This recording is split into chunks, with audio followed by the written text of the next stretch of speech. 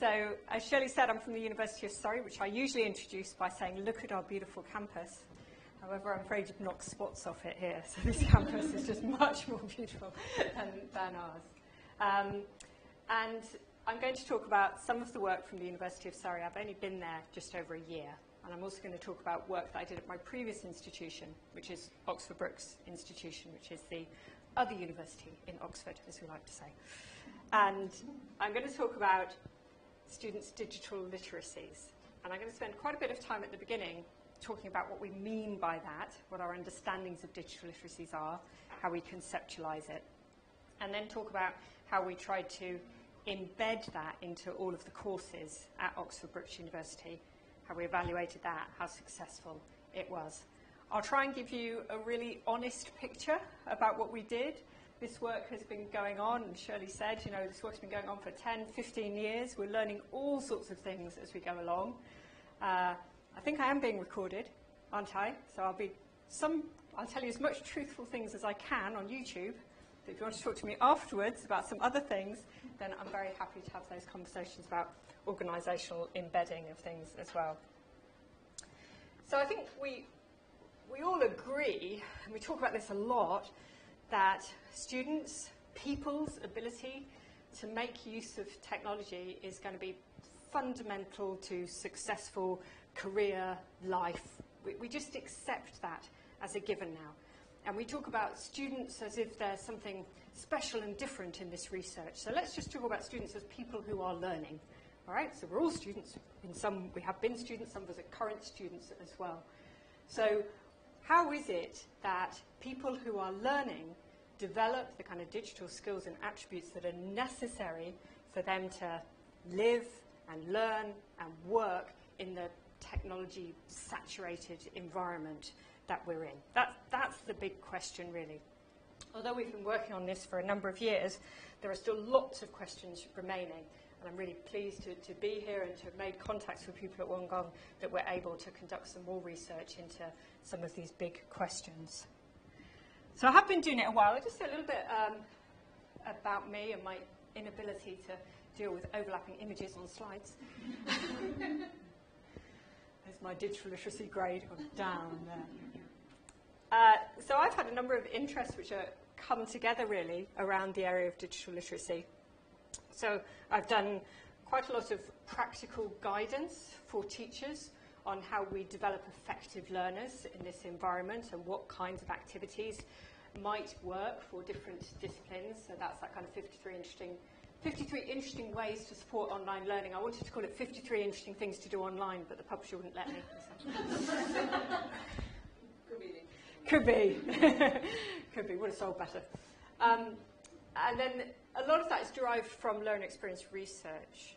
So by learner experience research, I mean particular methodologies that we've borrowed and stolen from other disciplines largely, which are starting with the learner.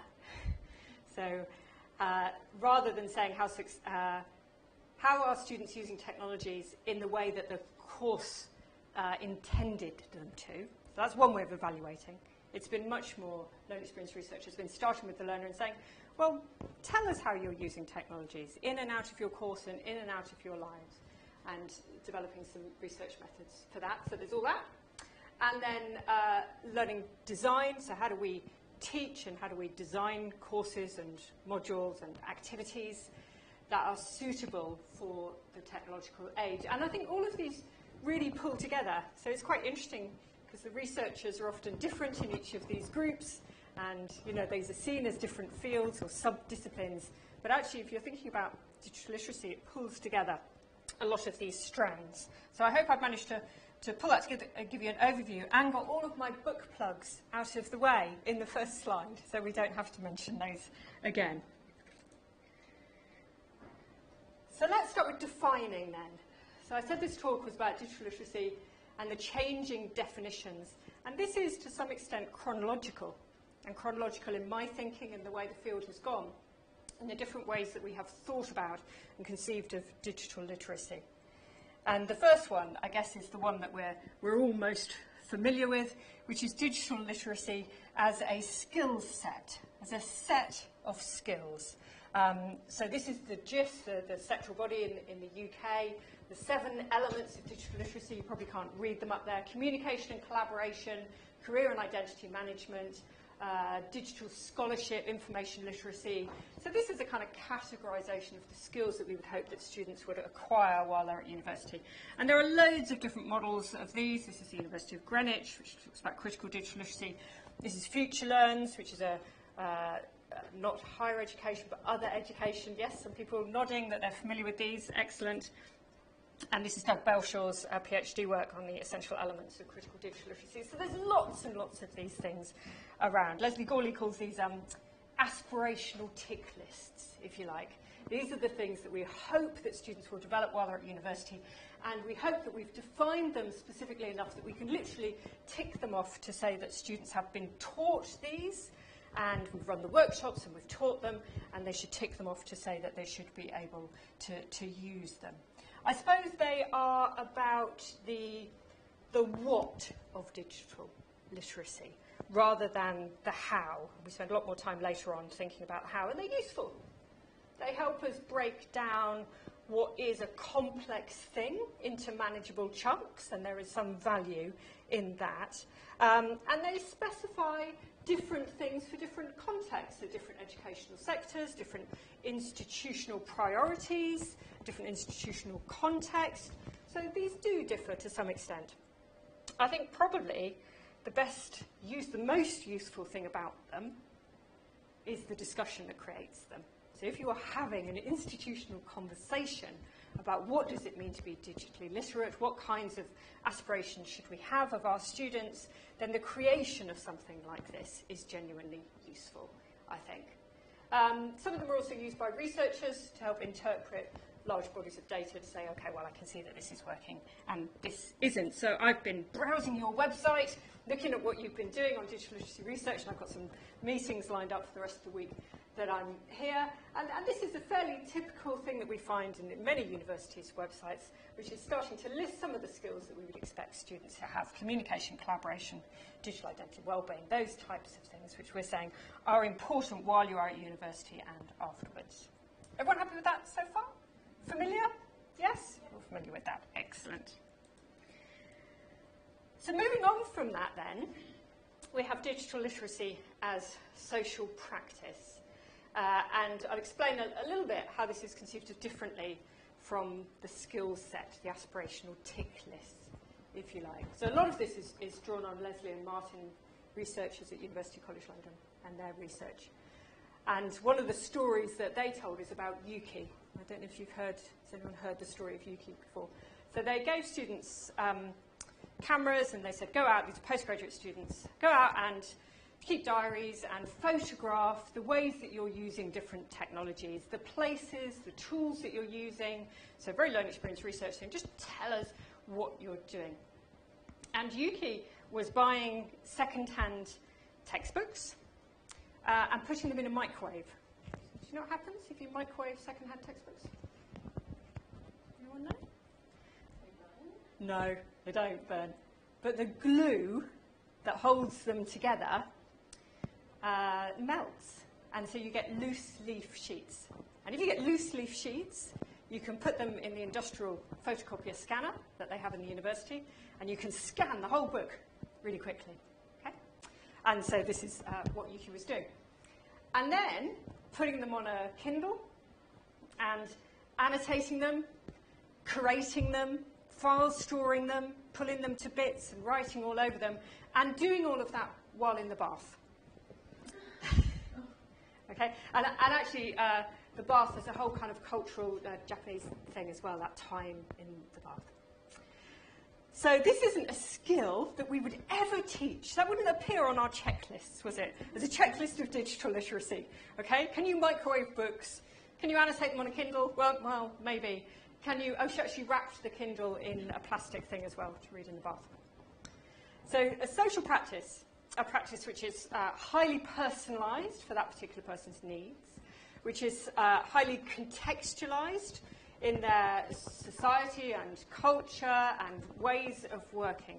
So social practice is different for everybody, developed often through more conversations with peers than being taught by tutors, constantly changing in response to the environment around us, not limited to what we're being taught in our classrooms, but very much personalised, contextualised, situated, social. Those are the kinds of things that we mean by social practice. And some really, really nice work coming out around situated practices, Ibram Bar as well, over in Ireland, looking at how context influences the way that students develop their digital literacies. Okay? And then the final thing, the final example for the moment that I want to give as digital literacy is digital literacy as a graduate attribute, which you can see includes the two things that I've already told you before, skills and practices, and takes it a little bit higher in terms of attributes. And the words from this definition, so this is a definition of a graduate attribute for digital literacy from my previous institution, Oxford Brookes University. And this came from a model that Helen Beetham and I developed, this triangle model of developing digital literacies, which came from a whole heap of work that we did for the JISC, talking and interviewing to over 200 learners and then trying to unpick what they were telling us in terms of what their digital literacies were. And at the time, bearing in mind, this is over 10 years ago now that we were doing this, we very much saw this as a hierarchical model, you know, as a kind of Maslow hierarchy of needs type picture, that in order for a student to develop their digital literacies, they would need to have access, first of all, of course. They would need to have functional access to the technologies. By functional access, I mean it has to be accessible for their particular learning needs or neurodiversity. They need to be able to have a computer that they can kick their teenagers off and use it themselves. It needs to be up to date with Spira software. So access is a whole heap more things than just ticking a survey saying, yes, I have access to a computer. So all sorts of functional access things. They need to have the skills. They need to have developed those skills into personalised situated practices or habits or routines that they use. And we kind of imagined that if you did all of that, you would become a confident, agile adopter of technology. So a number of things have happened around this model in the time that we and other people have been using it, and I don't know if anyone has seen this model or adaptations of it before. So I have seen versions of it which underneath have scribbled in pencil Wi-Fi, under this bottom bit here. So you cannot do anything without Wi-Fi. That is a fundamental. And I've also seen some very interesting versions of it which tip it up on its head, or draw arrows coming down rather than up. We're saying, well, actually, when you're talking to learners, it's not that we can teach them, we can provide the access and teach them the skills, but it's the attributes that drive everything else. If you are confident with technology, if you are an experimenter, if you are not afraid to press all the buttons to see which one brings the screen down, if you're not afraid to do that, you will develop your practices, you will make time to learn the skills, you will organise the access that you need. So does this model go up? Does it go down? A bit of both. Right. So in our statement of graduate attributes at Oxford Brookes University, we wanted to go beyond the kind of framework of skills and to say, well, what we are really hoping for, our aspiration for this, is that in the end of the 3 or the 4 years that the students are with us, that they will be these confident, agile adopters. They will have the access, skills and practices in order to become confident, agile adopters. And I think it's worth saying that at the time, this is 2010, we did this Enhancing Student Experience, we took loads of stuff on graduate attributes from Australia. So we were reading all the things about graduate attributes coming from Australia and adapting a lot of that for our work. Okay? Is that making people giggle?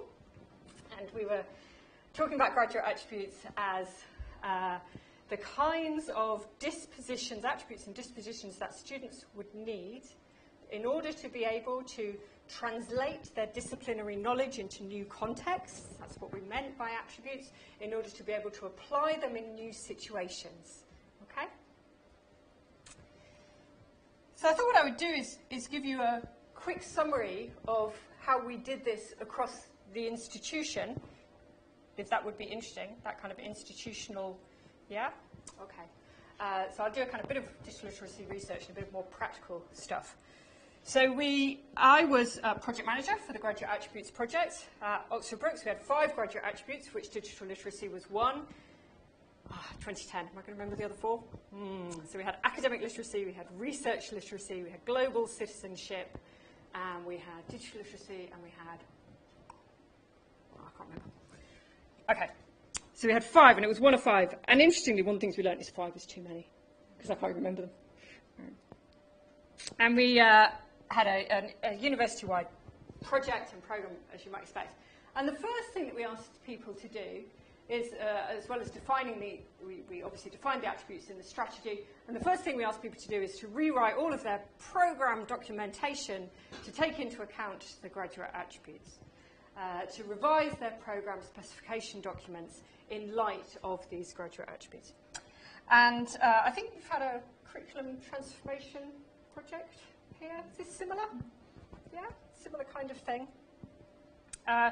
And we took advantage of all sorts of stuff that was going on in the institution at the time. So the role of program leader had just been formed within the institution. So we absolutely piggybacked that, and we said, hey, program leaders, you're new in role. This is one of the jobs that you have to do.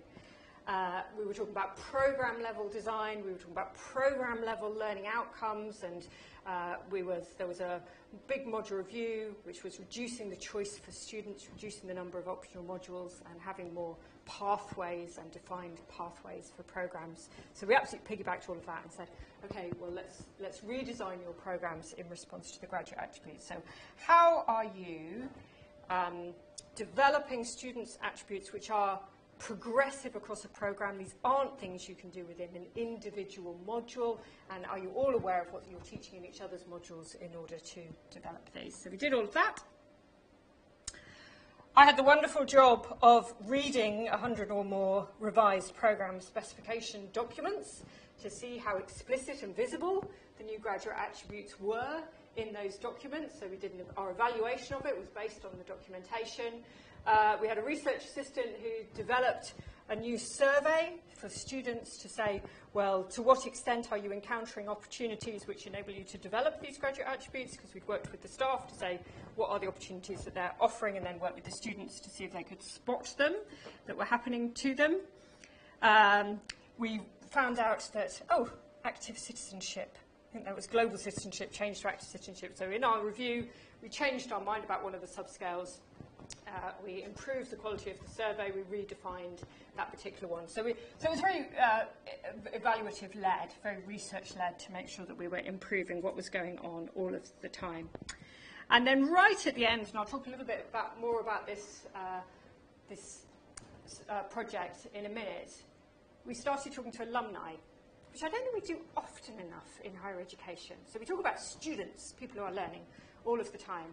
But graduate attributes are supposed to be about how you translate and apply and put these, how you transfer your disciplinary knowledge and put it to practice in new contexts. So how you take your digital literacies and transfer them into your practices after university. So we were looking at some interviews with alumni as well. We really ran this as an institutional change project. That's what it was about. So we had a whole heap of workshops, guidance, materials for program leaders and for their teams, and some really engaged with it and some treated it very much as a documentary exercise. So some rewrote their program learning outcomes and stopped there, some revised their whole curricula, rethought their assessments in order to take into account what we were doing. But the most useful thing that happened as a result of this, as you can see, very long project. So, don't let anyone try and tell you can do this in 3 years. This is a very long project with multiple iterations every year to keep this live for everybody. Otherwise, the graduate attribute statements just become a piece of paper that's filed somewhere that no one looks at. So every year there was something different, something to go back to over a number of years. The most interesting things were the conversations that we had with academic staff about what does it really mean to be digitally literate in your discipline? How is that distinctive to your discipline? And getting the conversation away completely from, oh, well, I don't want to use technology, and oh, social media is dreadful, and saying, no. What does it mean to be a digitally literate geographer? Let's have that conversation. That's the most interesting conversation. And in terms of our notion of kind of confident, agile adopters, these are just some that I've just picked out for you of the statements from their revised program specification documents. So they're rewritten program learning outcomes, which are trying to look at what does it mean to be a confident, agile adopter. And we've got pages and pages of these for all the different parts of the digital literacy definition. And this is nice, because what we found, and this is just an example of this analysis, is we found that what they were doing was not just talking about what the digital literacy bit is, but talking about where it is put to use. So it's all in order to, okay? So it's not necessarily the first bit of these statements that's interesting, making effective, confident use of technology. Well, that makes sense.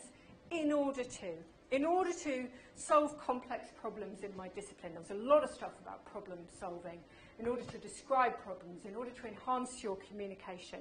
And this went right through the documentation, this in order to. And that really got us thinking about what's digital literacy. So if a skill set only describes half of it, and a social practice is something, well, that's quite difficult to teach. It's quite difficult to say, well, what are the implications for an institution of digital literacy as a social practice? Well, digital literacy as a graduate attribute is about how you're using technologies within the context of your discipline in order to do the things that is required of your discipline, whether that is communication or problem solving or making presenting visually, making an argument. These were all of the things. Using technologies in ways that help you do the things required of your discipline. Okay? And that was a much more interesting way of getting a conversation going across the institution. I think if I did it again, if I was starting again at another institution doing something like this, it would be less of an institutional change project and more based on what do we really know, what do we really understand about how people develop their digital literacies. Now that's a completely different starting point, isn't it? And therefore, how not can we just see these visible in program documentation, but how can we really see these making a difference to people's lives? So let me tell you some of the things that we got wrong in this. I think the first thing that I got wrong in this is the assumption that students were motivated to develop their digital literacies and understood why it was important. So we just kind of took that as a given. So there's some really interesting research coming out now. The JISC has done a great big survey, 23,000 learners from numerous higher education institutions in the UK. I think this is going international as well. Asked students loads and loads and loads of questions. I've just picked out some of these relevant questions. So are students motivated to develop their digital skills, and do they understand why? Well, no, it turns out, not really. So only 69% feel that digital skills will be important in their career. Is there a career that digital skills aren't going to be important in? Okay. 40% agree that the course prepares well. And what I haven't put up here, actually, but if you look at the raw data, they used a 5-point scale, and there's a big neutral response. Yeah? So a lot of response is not disagree, it's I don't know. I don't know if this course is preparing me well. I don't know if this is going to be needed, actually. So I think that's really interesting. And this is backed up by focus groups and talking to students as well. So we assumed students were motivated. And of course, if you look at that triangle and take the triangle back down the other way, if you're not motivated to develop your skills, to arrange your access, to get into new habits and practices, it's actually really difficult to develop digital literacy. So when I moved institutions and went to the University of Surrey, one of the first things I did was ask students the same question. So we happened to be running a student satisfaction survey, and in my first week in my new job, I managed to wangle a question. You can have one question in the student satisfaction survey. What do you want it to be? Okay. And there was a whole section in the survey that said, how important is this to you in being at university? There was a whole load of questions. So I shoved one in there based on the model, innovative and creative ways. So how important is it for you while you're at university to learn how to use digital technologies in innovative and creative ways? And you look at this data and think, it's all right, it's okay. So a quarter of them think it's very important. If you add that together, that's more than 50% think it's quite or very important. That's kind of okay. Quite a lot think it's not. But then you look at this question compared to all the other questions in that subscale. I've only put one of them up here. But all the others look like this. Okay, so is it important to you at university to develop qualifications to have a fulfilling career? And there were loads of questions like this, and they all look like the same pattern of data. Okay, what else did we ask them? We asked them, is it important to develop confidence, have a social life, have a relevant work placement? They all look like this. It's very important at university. And then suddenly the digital technologies thing, it doesn't look so good compared to this other ones. So students are not really thinking that this is what they're going to get out of university. Yes, please ask a question. What's your take on whether students felt that it was important to develop these skills versus students feeling they already had this? That's right. And in order to do that, you've got to go out and talk to the students, which is what we did in the Learning Gain study, is actually went out and talked to students and alumni. And it's really interesting. And for some of them that we categorised as no gain, it was no gain because they didn't learn anything. And it was no gain for some of them, I didn't learn anything because I didn't need to. Yeah? Now, how right they are about whether they need to or not is another question, but it's all about, do we really understand how students conceive of their need, conceive of the skills that they have to develop? That's just as important as actually how we define them, isn't it? Yeah. Is how the students understand the development that they're going through. Yeah. Okay. Great. So let me shuffle along a bit to that.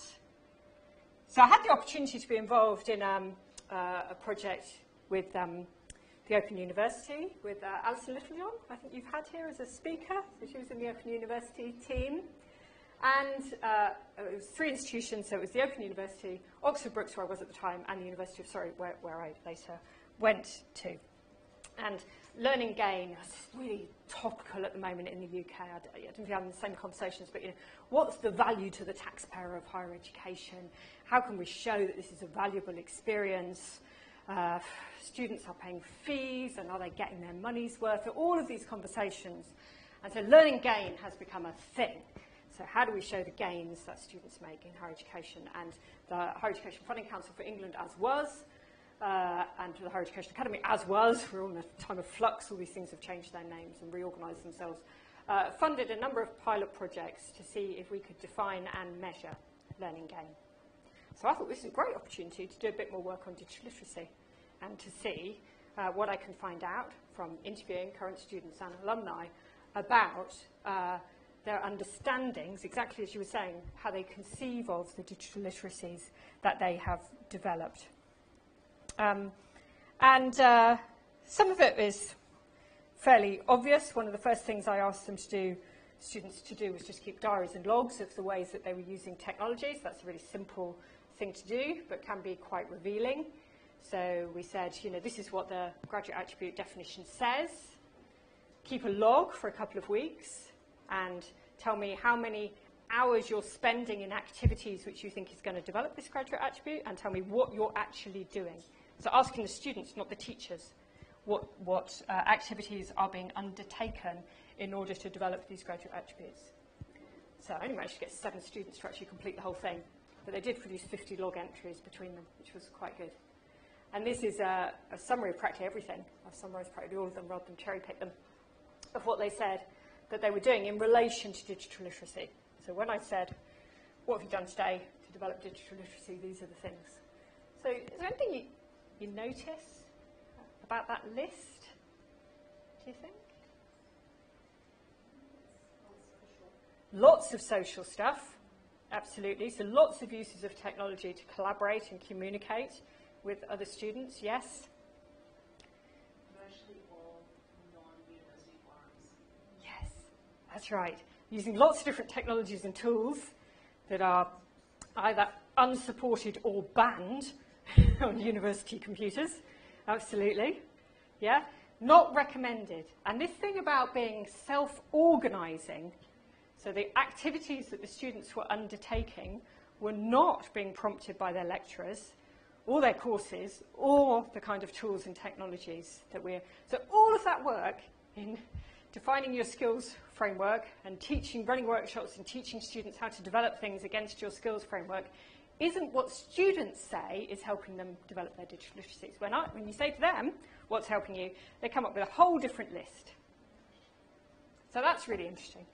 And so I said when I looked at this list that they're largely self-directed, self-organised, sometimes supported by students, sometimes supported by the teachers.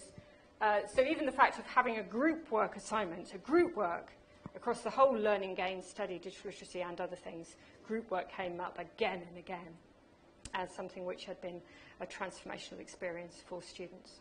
And we interviewed students in the first year who said, I'm not doing it. The second year say, I'm doing it, but I hate it. The third year say, I'm doing it, and I'm kind of starting to see the point. And the alumni saying that was the most important bit of going to university. So group work and changing attitudes to group work came across really clearly, but that's not about digital literacy particularly. Okay. But interesting in itself, I think. This is just a bit more detail about some of the things, showing how it relates a little bit to what teachers are doing. So for this module, we have to design a questionnaire on Google Forms. It's a Google institution. The teacher would ask them to do that. So that's where you can see the curriculum is having an impact, but we're doing it on WhatsApp. So this mix of being self-organising in order to support collaboration and some of the things. And I think this pin interest as well had been recommended by one of the tutors, and more Google. So putting in place, whether you're a Microsoft organisation or a Google organisation, I don't know what you are here, Microsoft, so making Teams available, MS Teams or something, available to students and just letting them loose on it is something that seems to be making quite a big difference here. So having some of the tools available. Yeah?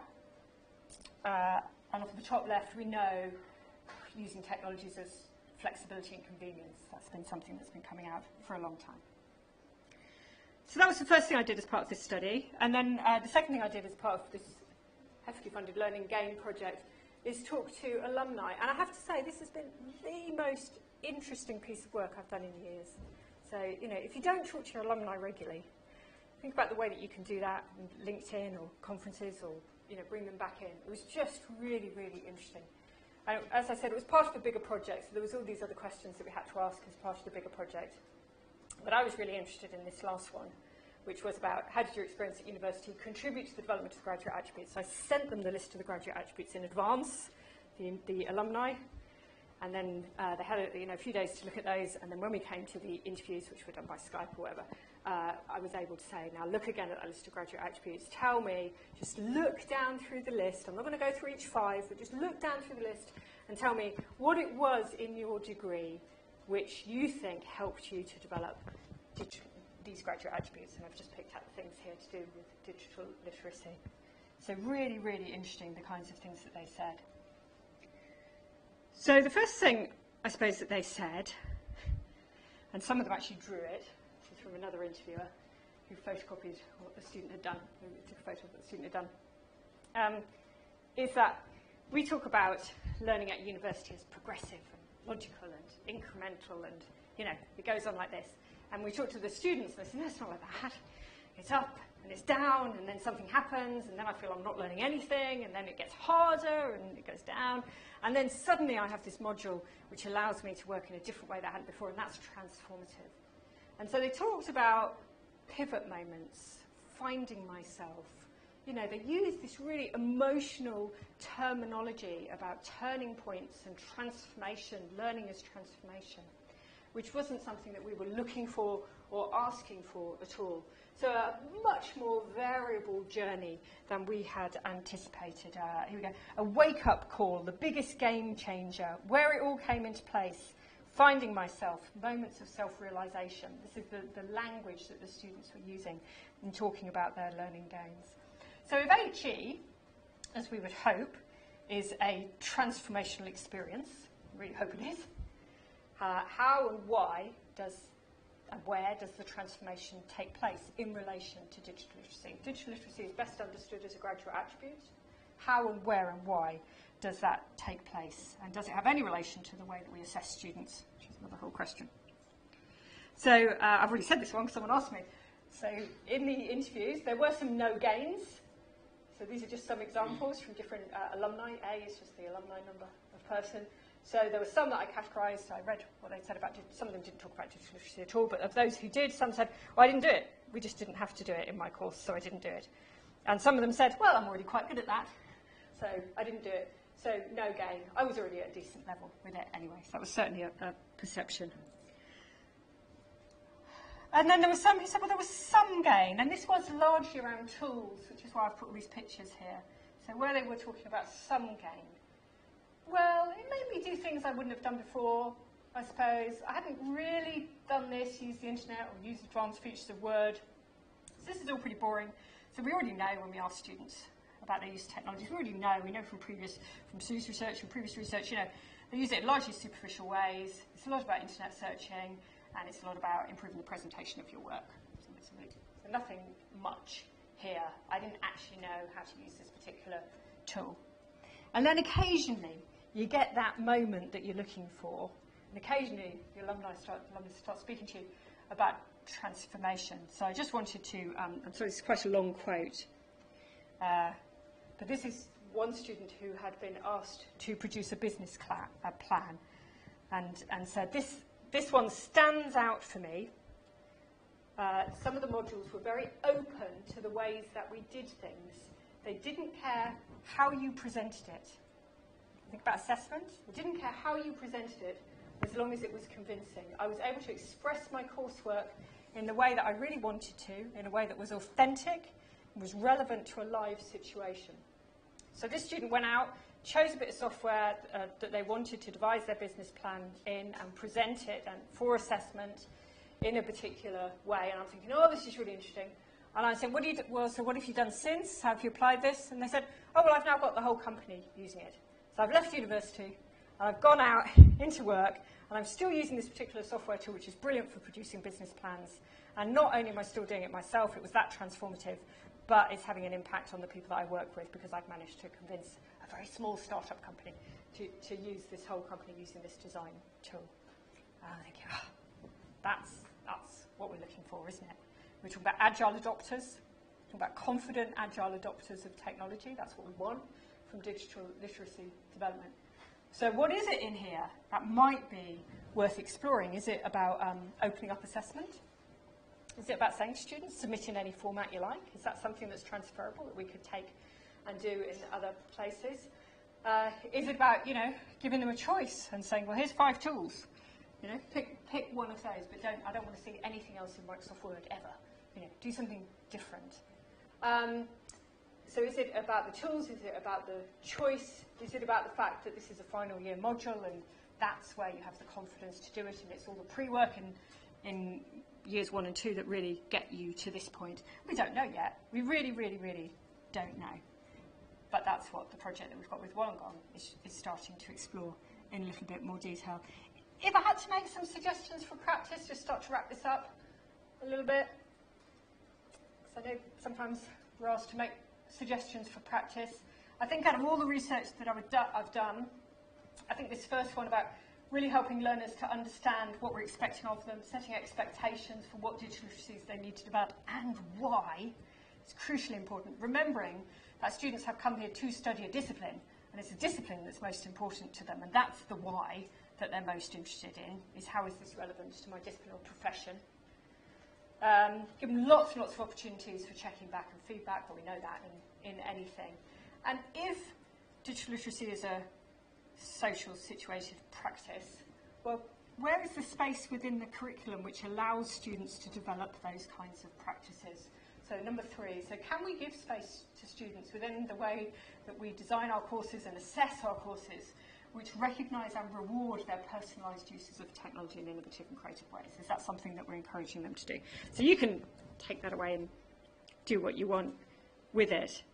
But these are some of the conversations that I've been having with Sue and other colleagues at CHERII over the last few months in relation to the project that we've got started. And this is where I think it's going to get really, really interesting. So I won't go through all of these. But I think the thing about the discipline, there's a lot more work to be done on that. I showed you some rewriting of program learning outcomes. That showed us that there was something more interesting there that we need to explore. So I think we definitely need to look at how digital literacy is enacted differently within the disciplines, and we're going to concentrate on a couple of professions. We're going to look at engineering, we're going to look at teaching, we're going to look at nursing as well in Surrey. So we're looking at some chosen professions. We're going to be asking specifically alumni about transformational moments. So rather than that just happening in the data in the Learn and Gain project, we're actually going to go out and look for it now and say, tell us what were the pivot moments for you, the changing moments. And really thinking about higher education as transformational learning. And in other work which has tried to categorise the different ways in which students conceive of something like digital literacy, often there's a watershed. So there's a kind of basic conception of digital literacy as skills, and there's a higher level conception as digital literacy as being able to use any technology and apply it in different contexts. And we know already that not all students are getting all the way up there. So why not? So what's happening that some students are being left behind? So lots and lots of interesting things which I can't tell you the answers to yet, but it'd be lovely to come back in a year, tell you what we found, if you want to invite me back. So this is a project funded by the University's Global Partnership Network, and we're using some of our learner experience research methodologies, biographical narrative, things like that. If you're interested in this kind of educational research, we're going to look at interpretive phenomenographic analysis, so that'll be fun. And we're working with Sue and some other colleagues who I haven't had the opportunity to meet yet, but I will. Tiffany? Is Tiffany here? No. Tiffany! And Carly and Lisa. Yeah. Okay. So, and Claire. So it'd be really nice to put some faces to names. And Claire's mum. And Claire's mum. I've brought my mum as well. So, yeah. Okay. So I think I'll stop there and open it up if people have got any questions. Just kind of leave it hanging on our next research project.